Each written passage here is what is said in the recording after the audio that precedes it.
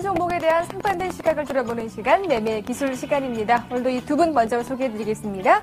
미래자산관리의 조승재 대표 나와주셨네요. 안녕하세요. 네, 안녕하십니까. 네, 계속해서 박준호 소장 소개해 주시겠습니다. 안녕하세요. 안녕하세요. 네. 오늘 새로운 종목을 보기에 앞서서 지난주에 저희가 소개해드린 종목의 수익률부터 한번 점검을 해보겠습니다. 지난주에 저희가 한일 이화를 소개해드렸었는데요. 지금 보여드리다시피 매수가는 6월 10일 방송시간 12,100원이었고요. 주종 최고가는 6월 17일에 있었던 13,450원까지 올랐습니다. 오늘 12시 기준으로 했을 때 봤을 때는 12,950원까지 올랐는데요. 목표가가 15,000원이었기 때문에 수익률은 7% 정도 플러스가 나고 있습니다. 먼저 한일비 한번 얘기를 좀 들어볼까요? 대표님 네. 어떻게 보세요? 시장 여건 별로 안 좋죠? 그렇죠. 그런 가운데서도 제가 자동차 부품주에 집중을 해야 된다 이렇게 말씀을 드렸고요. 네. 최근에 추천드린 종목들이 전부 다 보면은 현대모비스, 한일유와 현대 EPS 전부 자동차 부품입니다. 네. 그래서 세 종목 다 지금 괜찮은 모습이에요. 다 본전 이상으로 지금 올라오는 모습이고 플러스가 나고 있는 상황이라서 지금 장에서 가장 그래도 선방한 업종 아닌가 이렇게 생각하고요. 이 자동차 부품 업종들은 실적 좋은 것들은 7월 달에 한EU FTA가 이제 발효가 되고 또 한미 FTA의 재료도 남아있고 실적도 지금 굉장히 좋아지고 있기 때문에 지금 시장은 비록 나쁘지만 보유하셔도 무리가 없다 이렇게 생각됩니다. 네, 일단은 좀 더 홀딩을 네, 홀딩으로 가져가는 것이 좋겠다 알겠습니다. 이렇게 생각이 듭니다. 한일이화 가지고 계신 분들 체크해 보시기 바라겠고요. 오늘도 새로운 정보 어떤 거 소개해 드릴까요? 지금 보여주세요. 네, 밑에 나왔네요. 화신이 크게 떴습니다. 화신의 라운드 3를 통해서 투자 포인트를 하나 볼 텐데 그 전에 첫 번째 포인트, 투자 포인트 체크해 보겠습니다. 라운드 1입니다.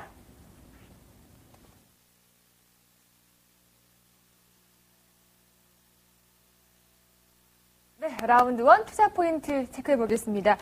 화신 들고 오셨는데 어떤 네. 투자 포인트를 가지고 접근해 보면 될까요? 네. 이번 1분기에 자동차 부품들도 실적을 발표했습니다. 네. 그런데 상당히 대형 부품들 중에서 실적이 좋은 것들이 몇 개 없어요. 네. 실적이 1분기에는 조금 전부 다 저조됐습니다. 주춤했었죠. 그 이유는 이제 여러 가지 원자재 값도 좀 올라가고 이런 것들이 있어갖고 실적이 약간 저조했는데요. 그럼에도 불구하고 그 가운데서 실적이 굉장히 돋보이게 튀어나온 종목이 몇 개 있어요. 그래서 그 중에 한 종목이 바로 화신이라는 종목인데 네. 1분기 어닝 서프라이즈를 한 그런 종목이다. 이렇게 우선 말씀을 드리겠고요. 자, 투자 포인트를 한번 짚어보죠. 첫 번째로 현대차 그룹의 차량 플랫폼 통합 정책. 이걸 지금 현대차가 강력하게 집행을 하고 있습니다. 현대차도 이제 원가를 낮추고 이익을 많이 늘려야 되기 때문에요. 어떻게 하면 원가를 절감할 수 있을까? 그래서 차량 플랫폼을 통합하는 작업을 지금 하고 있죠. 이 회사가 이제 자동차 바디 이런 걸 또 제조를 많이 하면서 자동차 엔진용 부품 이런 것들을 생산하기 때문에 바로 이 차량 플랫폼 통합에 굉장한 수혜주다 하는 것이고요.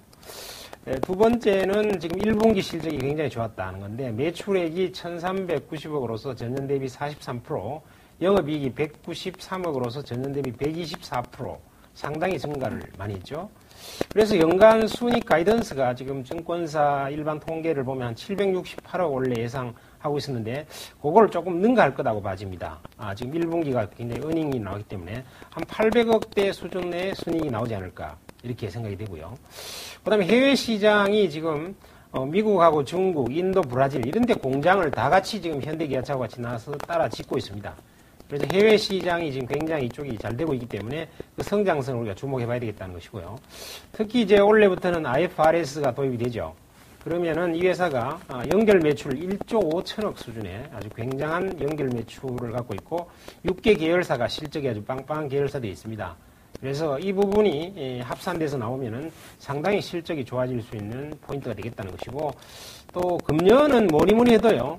우리나라에 쓸만한 대형 자동차 부품들, 즉 세계로 수출을 할 만한 그러한 기업들은 독립 성장을 할 수 있는 원년에 접어든다는 것이 굉장히 중요한 포인트라 이렇게 말씀을 드리겠네요. 네, 이렇게 포인트를 몇 가지 짚어봤습니다. 손님 어떻게 보셨습니까? 예, 조 회장님은 원래부터 자동차 애호가이시고 자동차에 대해서 강력한 바이를 벌이는 대표주자이시기 때문에 네. 제가 허점을 찾기는 쉽지가 않습니다. 그래서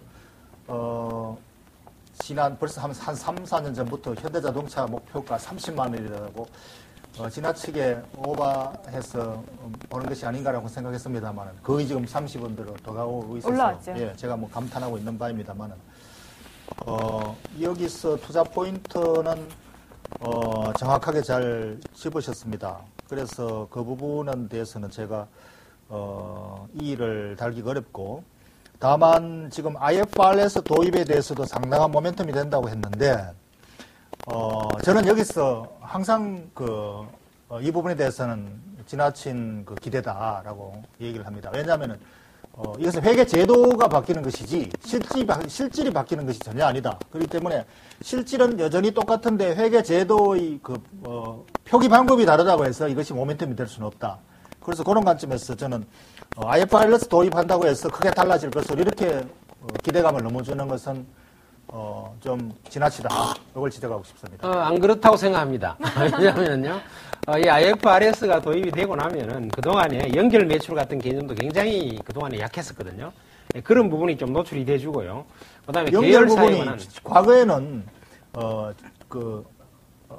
표시가 안 됐던 것이 아닙니다. 지분법 이익으로 해당 투자액만큼 영업외 이익으로 항상 계산이 됐었거든요. 그렇죠. 근데 IFRS 되면 그것이 이제 영업이익으로 들어온다라는 건 차이고 매출이 지분법 매출액만큼 인식되다가 전체 합해져가지고 표시된다라는 것. 조금 과장되게 표시된 것이지만 실질적인 알맹이는 사실상 그전이나 이후나 똑같다.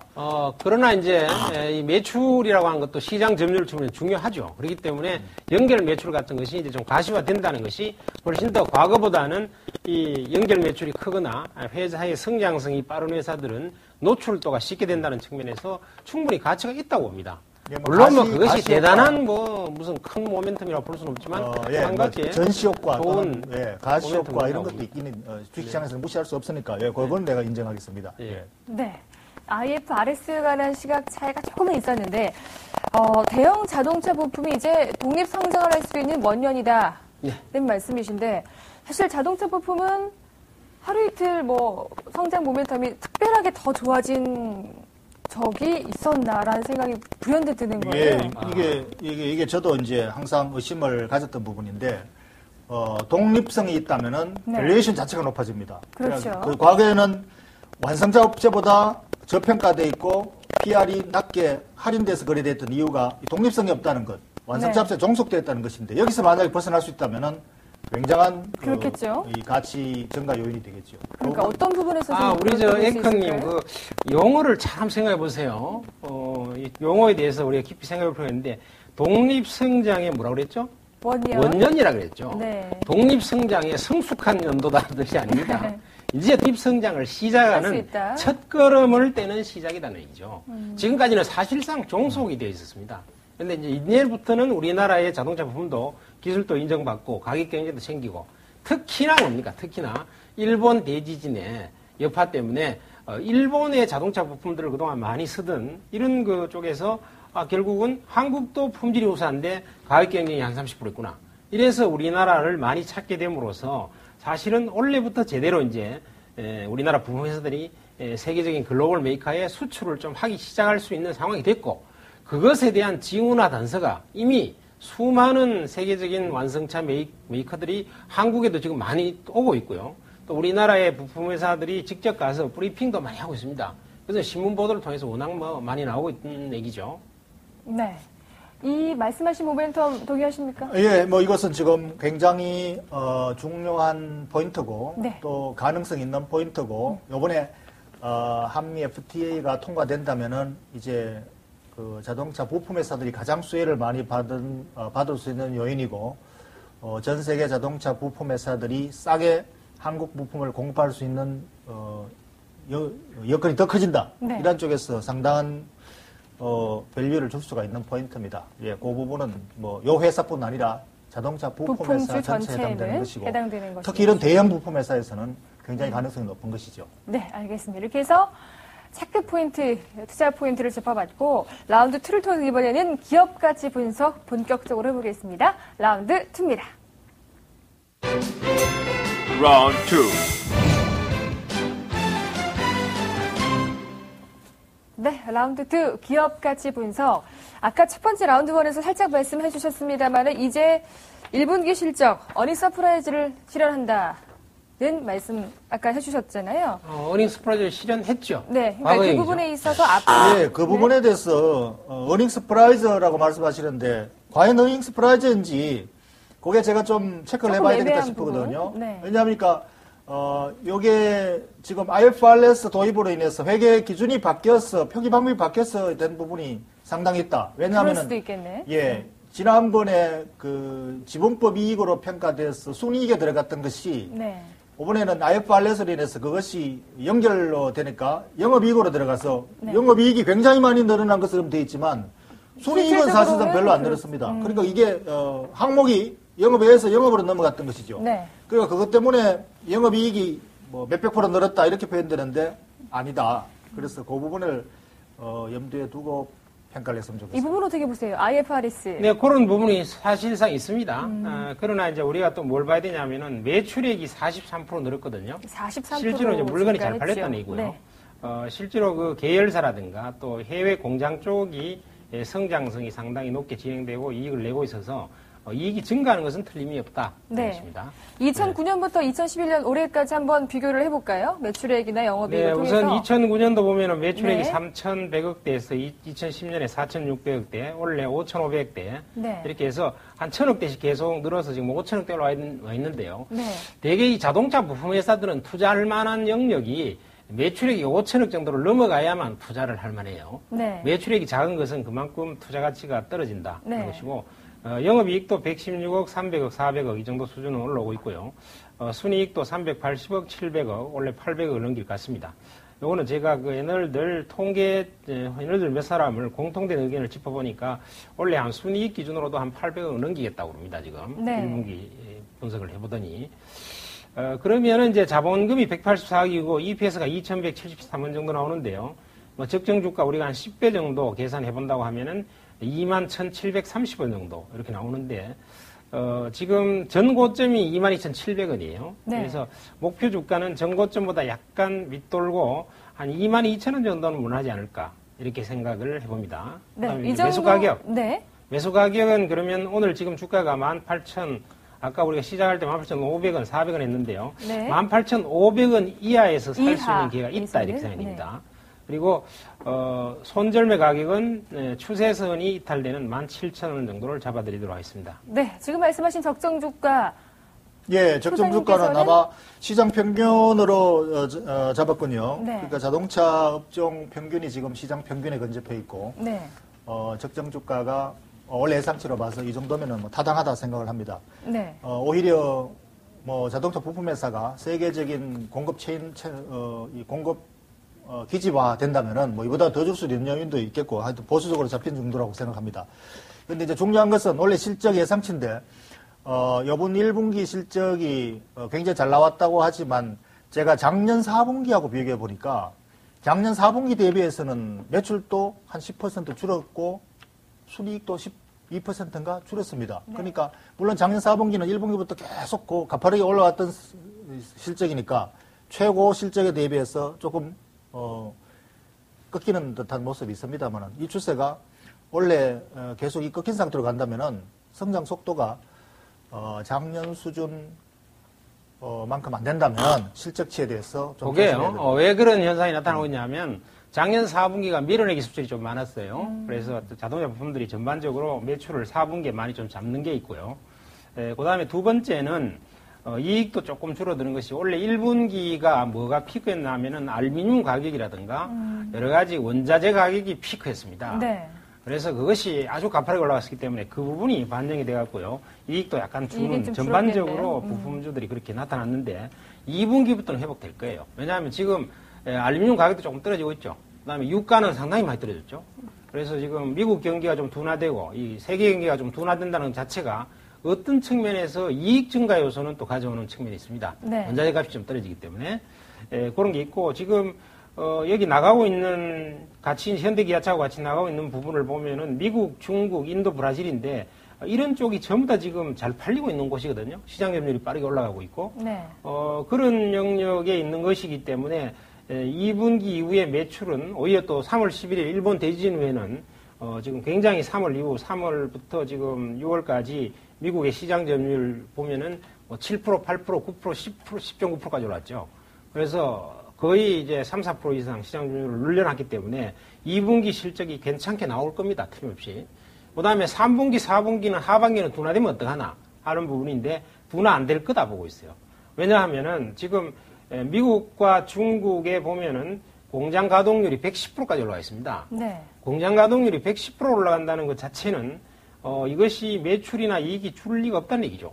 그리고 이익에 대해서는 중요 요소 부분이 원자재 가격인데 지금 네. 알루미늄 가격도 상당히 안정돼 있고요. 유가라든가 기타 원자재 부분도 지금 굉장히 하향 안정 수준입니다. 네. 그렇다면 실적이 줄어들 리가 없다고 보는 거죠. 이 부분은 어떻게 보십니까? 예, 인정하겠습니다. 예, 사실 원가가 많이 꺾이는 것은 네. 매출이 또는 판매가 많이 줄지 않고 안정적으로 유지된다면은 오히려 마진 확대 효과를 볼 수가 있는 것이죠. 그렇죠. 아무래도 원자재 가격이 하락하면서 아무래도 이제 줄었던 이익은 다시 일어날 수 있다는 그런 구조는 설명을 해봤습니다. 이렇게 라운드 2를 통해서 기업 가치 분석해봤고 이 마지막으로 라운드 3를 통해서 기술적 분석해보겠습니다. 라운드 3입니다. Round 3. 네, 이번엔 대표님 차트를 통해서 한번 얘기를 해볼게요. 네. 우리 박 소장님이 강렬한 반발을 안 하니까 맥이 좀 빠지는데요. 그러니까 오늘 조금 재미가 없는 것 같기도 하고 네. 너무 동의를 하셔서. 굉장히 좀 사고를 거라고 생각하고 준비를 했는데, 사업을 안 그러시네요. 지금 차트를 한번 보시죠, 사실 일봉 차트를 보시면은, 이동평균선이 몽땅 뭉쳐 있습니다. 이동평균선. 자, 5일선, 11선, 21선, 61선. 그 다음에 121선까지 몽땅 뭉쳐져 있고, 지금 현재 주가가 세워져 있는 이 영역이 바로 121 이동평균선에서 지금 양봉이 오늘 나오고 있죠. 이 121선이란 게 뭐죠? 우리 앵커님 아세요? 121선의 의미. 이동평균선 예, 말씀하시는 의미가 겁니까? 뭡니까? 그동안에 121선이라고 한다면 네. 61, 20일 많은데 네. 그중에서도 그 평균을 낸 거. 예. 사실 121선이라고 하지 않습니까? 121선의 의미는 경기선 또는 실적선이라 해서 실적이 좋다면은 깰 수 없는 마지막 임계점. 마지막 노선을 그 마지막 121선이라고 하는 조정받을 겁니까? 수 있는 선이 보통 121선 이렇게 알려져 있죠. 그래서 그 121선에서 지금 부닥쳐서 올라오고 있다는 것이 추가적인 하락이 있다 하더라도 거의 없다 하는 것이고 거의 성공 확률이 극히 높은 지역에서의 베팅이라는 것이고요. 그 다음에 18,500원 이하대 정도만 산다면은 지금 이제 막 출발하는 선이기 때문에 전혀 부담 없이 시세가 날 수 있겠다는 것이고, 완전히 정별 전환이 됐다는 거. 그 다음에 이동평균선이 121선까지 몽땅 모여서 꽈배기처럼 꼬았다는 것이, 이게 천군백군, 줄다리기 팽팽하다가 한쪽으로 풀리면, 천군 쪽으로 풀리면 천군이 이겼죠? 그렇게 해서, 풀리는 쪽으로 보통 배팅이 나가는데요. 방향을 위로 틀었다는 의미에서 의미가 있습니다.